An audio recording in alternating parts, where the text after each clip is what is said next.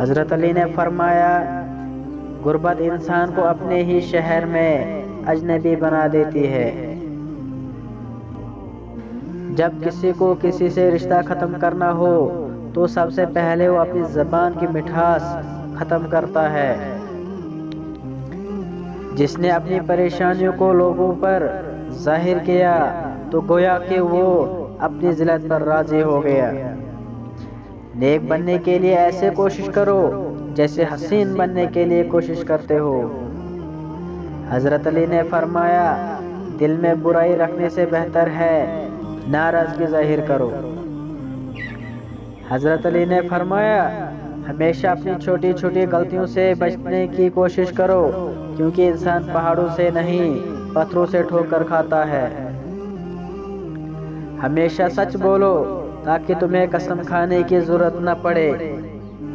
حضرت علی نے فرمایا لوگوں کے غلام مت بنو جبکہ اللہ نے تمہیں آزاد پیدا کیا ہے۔ حضرت علی نے فرمایا عقل مند وہ ہے جو اپنی زبان کو غیبت سے بچائے، اور مومن وہ ہے جس کا دل شک سے پاک ہو۔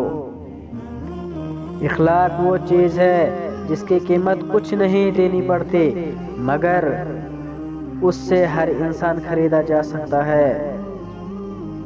حضرت علی نے فرمایا خدا کے نزدیک کسی انسان کی عزت جتنی زیادہ ہوتی ہے اس کا امتحان بھی اسی قدر سخت ہوتا ہے۔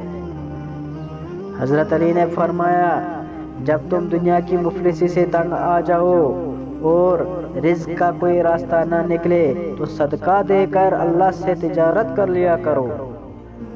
حضرت علی نے فرمایا تنگ دستی میں سخاوت کرنا، غصے میں سچ بولنا اور طاقت ہوتے ہوئے معاف کرنا بہترین نیکی ہے۔ حضرت علی نے فرمایا جو پاک دامن عورت پر الزام لگائے اسے سلام مت کرو۔ موت کو ہمیشہ یاد رکھو مگر موت کی آرزو کبھی نہ کرو۔